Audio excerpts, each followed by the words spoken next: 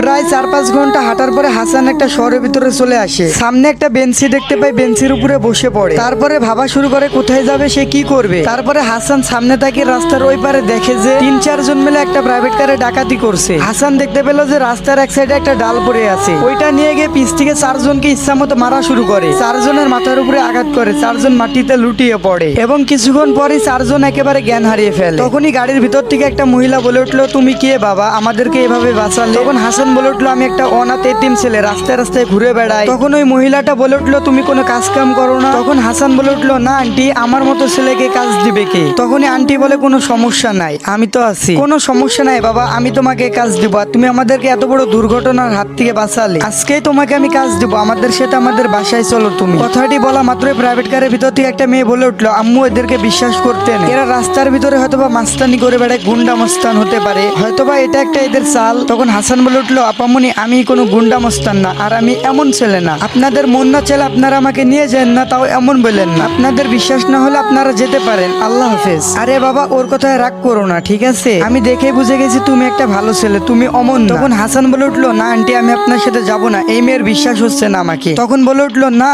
দূর পাগল, ওইটা আমার মেয়ে, ও একটু রাগী, ওর কথায় কিছু মনে করো না, ওর নাম অরু, তবে ও একটা খুবই ভালো মেয়ে। তুমি এত কথা বলো কেন বাবা, তুমি আমাদের গাড়িতে উঠে বসো, আর একটা কথা শুনতে চাই না আমি। তখন হাসান বলে উঠলো, আচ্ছা ঠিক আছে আন্টি, উঠতেছি। তারপরে হাসানকে নিয়ে তাদের বাসায় তারা পৌঁছে যায়। তারপরে হাসান তার আন্টিকে বললো, এটাই কি আপনাদের বাসা? আন্টিতে বললো, এটাই আমাদের বাসা। আন্টি, এটা তো কোনো বাসা নাই, এটা একটা রাজপ্রাসাদ, পুরা তাজমহল।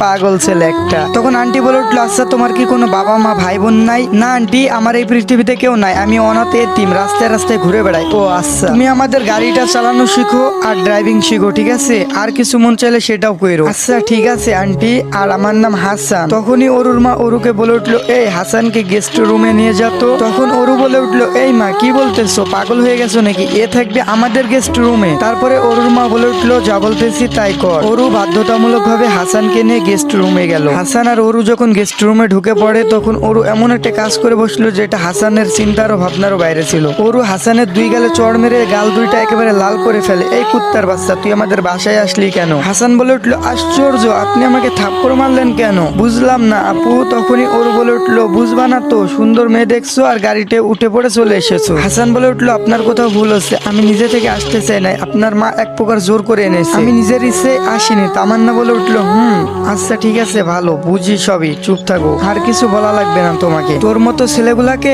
আমার খুব ভালো করে চেনা আছে। অরু রাগান্বিত হয়ে রুম থেকে বেরিয়ে যায়। তখন হাসান মনে মনে ভেবে বলে, যাই হোক না কেন, সহ্য করতে হবে, এখান থেকে আমাকে কিছু একটা করতে হবে। বাসার যে যাই বলক না কেন, আমাকে একটু মেনে নিতে হবে, কারণ আমার যে কেউ নাই। হাসান কোনোভাবে রাতটিকে পার করলো। পরের দিনে অরু আর অরুর বাবা যখন খেতে বসলো, ঠিক তখনই হাসান ওইখানে উপস্থিত হয়। অরুর মা তখন বলে উঠলো, আরে বাবা, তুমি উঠে পড়েছো? আমি তো ভাবি তুমি এখনো ওঠো নাই, তাই তোমাকে এখনো ডাকতেও যায়নি। অরু তখন উঠে বলল, আশ্চর্য মা, ওর গায়ের অবস্থা দেখছো, আর ও আমাদের সাথে খাইতে বসবে মানে? ও আমাদের বাসার চাকর। অরুর মা বলে উঠলো, কে বলছে ও আমাদের বাসার চাকর? ও আমাদের বাসার একজন এখন থেকে সদস্য। অরু বলে উঠলো, এত তাড়াতাড়ি কাউকে বিশ্বাস করা উচিত না মা, হয়তোবা আমাদের বাসা সবকিছু লুটপাট করার ধান্দা করছে এই ছেলে। হাসান বলে উঠলো, আপু আমি এমন ছেলে না, কেন বুঝতেছেন না, এমন করতেছেন কেন? অরু বলে উঠলো, হ্যাঁ জানি তুমি কেমন ছেলে, দেখলে বোঝা যায় তুমি আসলে একটা কেমন ছেলে। হাসান বলে উঠলো, আন্টি আমাকে নিয়ে যদি আপনাদের সমস্যা হয় বা হয়ে থাকে, তাহলে আমাকে বলে দিন, আমি চলে যাচ্ছি, কারণ এইখানে থেকে আমি অপমানিত হতে চাই না আন্টি।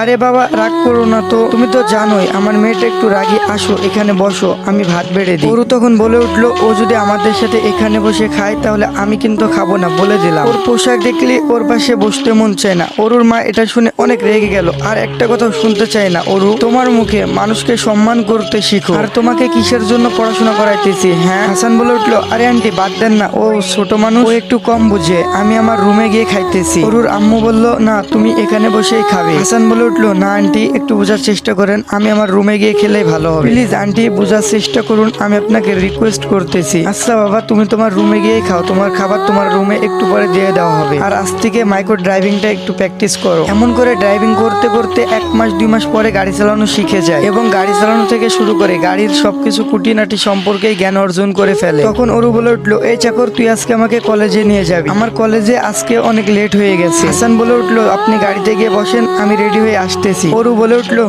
তাড়াতাড়ি আই, লেট হয় না যেন।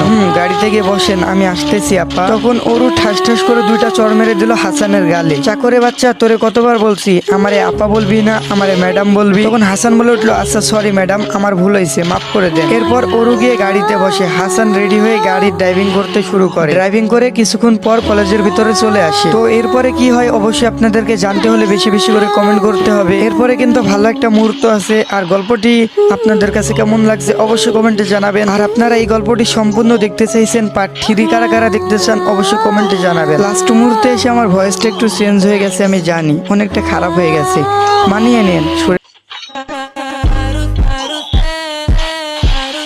La vida es un